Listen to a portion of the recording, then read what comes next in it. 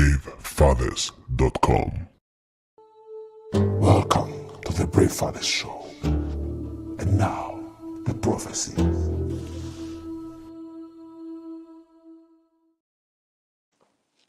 That's right.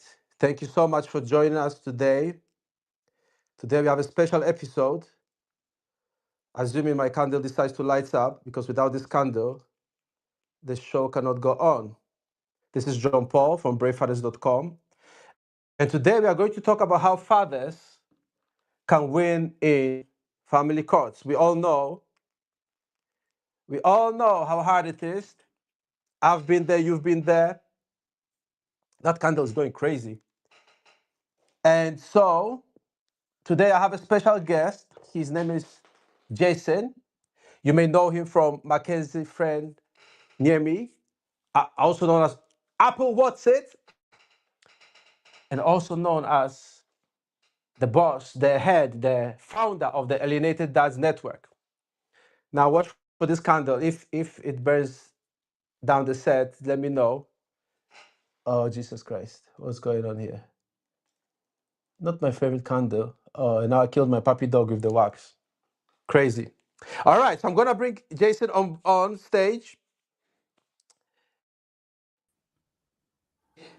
We can have a show before I burn down the whole place. So is that right? It's not going to How catch you fire, doing, is it? Jason? It's got your little puppy. Is that your little puppy on? Is that going to catch fire? Isn't it? Yeah, it's suffering because it's got wax on it. You know, like when this reminds me when I was in school, in secondary school, and I was called to the board to answer a question, and I don't think I knew the answer. And, I used to be a bit silly back then as well. So I was being disruptive, and so they called me to the front. Yeah. And then I was supposed to write something on the board, which I couldn't figure out. So everybody was laughing. So then finally they stopped me, and then I decided to wipe my hand, from the chalk on my uniform, and like I had big marks, and everybody was laughing even more. I was like, the whole thing is crazy. So it's the same thing with that. I was trying to pour the wax, to stop the thing from burning, and I got my little puppy, but that's all right. At least it's a good sign. Everything that happens is a good omen. So Jason, tell us a bit about yourself, because I have the utmost respect for you. Anytime I bring a guest, I always get the best people. I had the best guy in the United States, very similar to what you do, is Father X. I'm not sure if you're familiar with him. His is a crazy story because he got if I remember correctly, he got almost stabbed by his ex and fought a long battle and won full custody in the United States of America. Mm-hmm. So he's similar to what we do, just that in the States, helping fathers represent themselves and all that. But in the UK, as far as I can tell, you are the best. I'm good at certain things, figuring it out, the narrative, the strategies.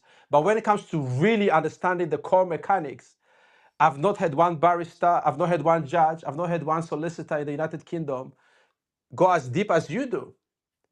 So I'm very grateful and privileged to have you here. We all are. Thank you. So tell us a bit about yourself. Tell us a bit about yourself so people can get familiar with how you vibe. I'm actually, that's a really nice thing you said. I really appreciate that. Thank you.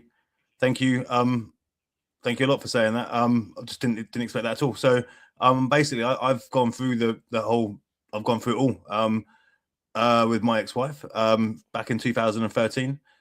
Messy. Shouldn't, sort of, I've said about it before. It wasn't good. It never is good. I made loads of mistakes though. I made loads of mistakes going through family court. I didn't have any family with me. I didn't have any mum, dad, or anything like that with me to support me. So I was just literally by myself going through it all. And I'd hit rock bottom. I hit rock bottom. I was drinking too much. But then I was drinking too much in my marriage as well, to be honest with you. I take responsibility. I take responsibility for where I went wrong in my marriage, if that makes sense as well. A lot of people will, when they go through this, when I did for a number of years. I blamed her for everything.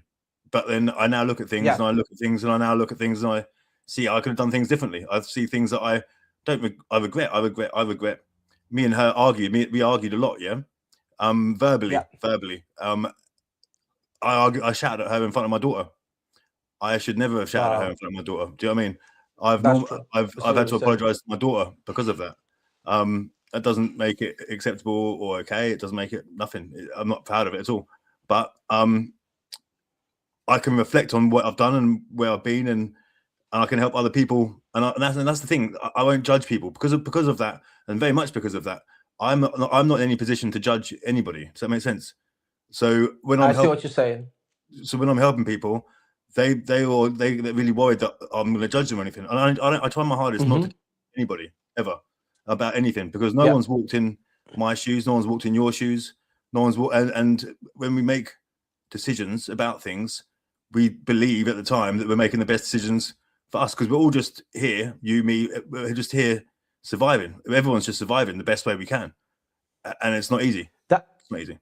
That's true. And thank you for sharing that, because, you know, a lot of people don't realize how many fathers go through those things. And we'll touch on your admissions in a moment, because that's a very important part of the process, I believe. And one of the reasons why I pay attention very closely to what you do. But I want to ask you the first question. So, similar to you, right? I also went through the process a bit, after a couple of years after you started yours. But what was interesting was, when I was in court, I had a lawyer. So because of how things went down, I was eligible for legal aid at the time, which I got. Okay. Which is an important point, and I'll mention why. But I got rid of the lawyer at some point, because I realized she was, if I'm to be honest, I don't want to sound ungrateful, but for the sake of posterity, because I think our conversations, future generations will use this as an archive, for the future, to know what happened during our time, and for our children too. And the truth is, I felt she was sabotaging my case. An example being making pencil notes about admissions I've not made, and then adding it into the bundles. I'm like, why is this in the bundles? Do you know what I mean? Like, first of all, it's your notes. Second, it's not part of the, what's been ordered or what we're supposed to do. So that's just one example. But later, as I understood the process, I realized that she actually was sabotaging, like losing police reports and stuff like that, not filling forms. And I'll tell you why I'm mentioning this, because all this is important. And but the other thing that I want to say is, so at one of the hearings, because as you know, you go through many hearings, I decided, you know what, I'm gonna get rid of her. She was already doing the bundles. I was like, okay, finish the bundles. But I said, swap the position statement you wrote for the one I wrote, because I've been writing for a long time. You were more I comfortable figured out how to write.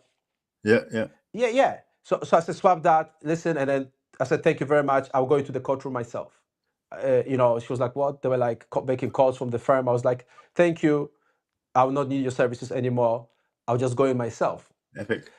But what's interesting is, when I went to the hearing, I mentioned that I wanted ultimately a shared care or shared live with, as it's appropriately called, order. Yeah. And believe it or not, the whole courtroom laughed. They literally laughed. And there was another story I read online. Another guy had the same experience. They laughed. So a couple of years later, fighting in court, as you know, ultimately I won the shared live with, but I had to go all the way to the appeal courts to win that. And as I was fighting for the appeal, so here's what's interesting. I thought, okay, the lawyer is sabotaging me, and so on and so forth. But then I'm not going to mention names, but I started going to the fathers' organizations in the country.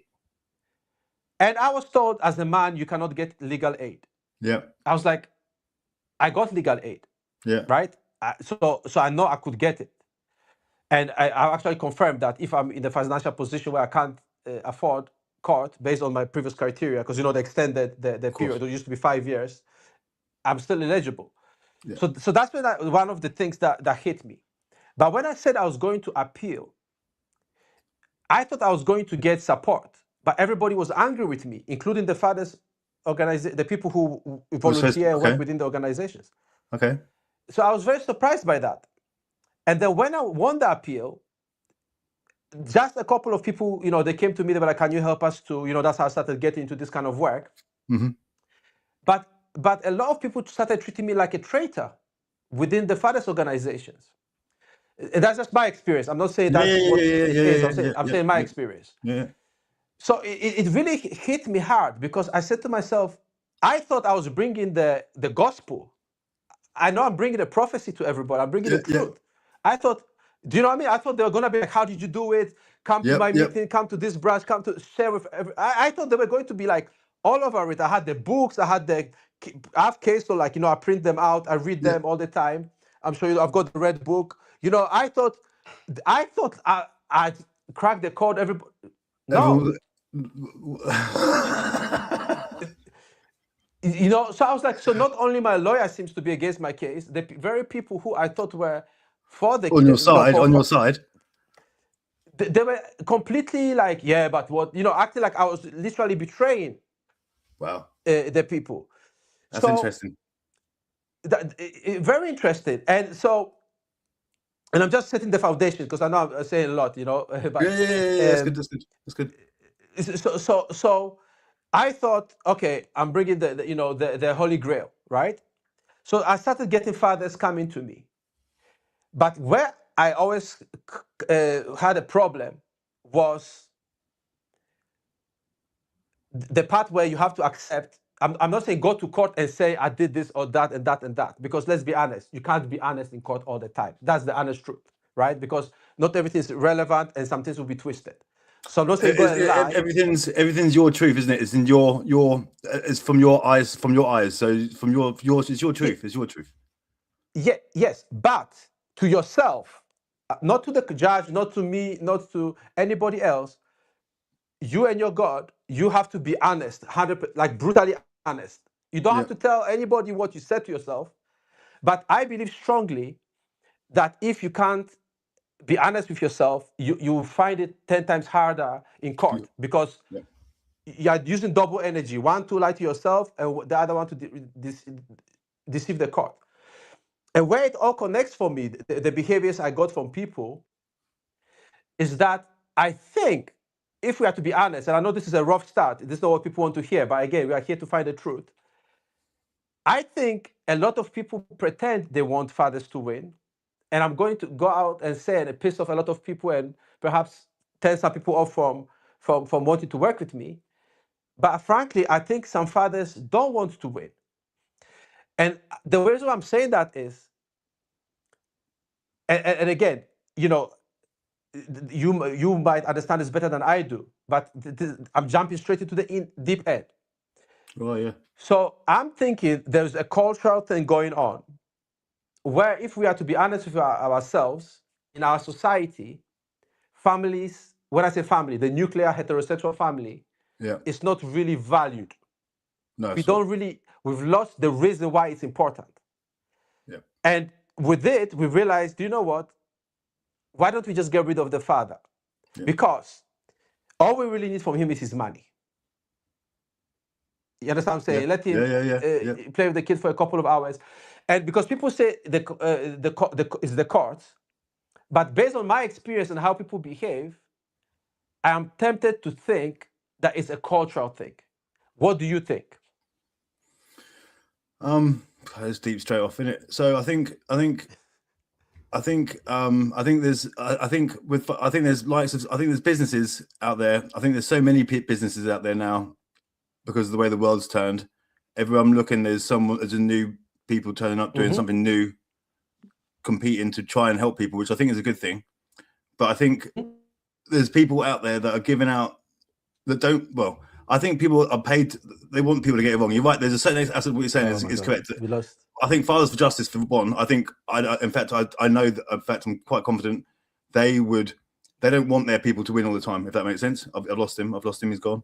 He's back. But I don't think they want. I'm here. I don't think they want people to win. I don't think they want people to win all the time, because the negative headlines, and this is just my personal experience.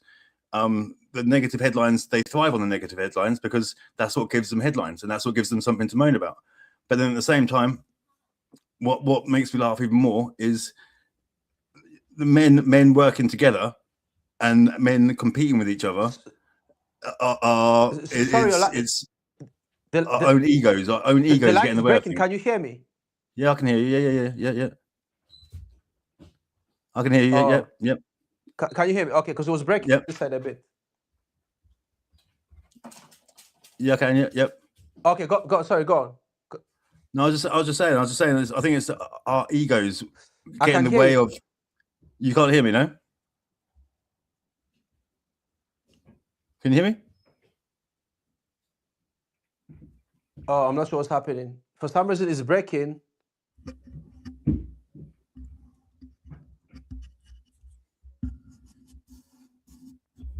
Oh my. I know what I'm gonna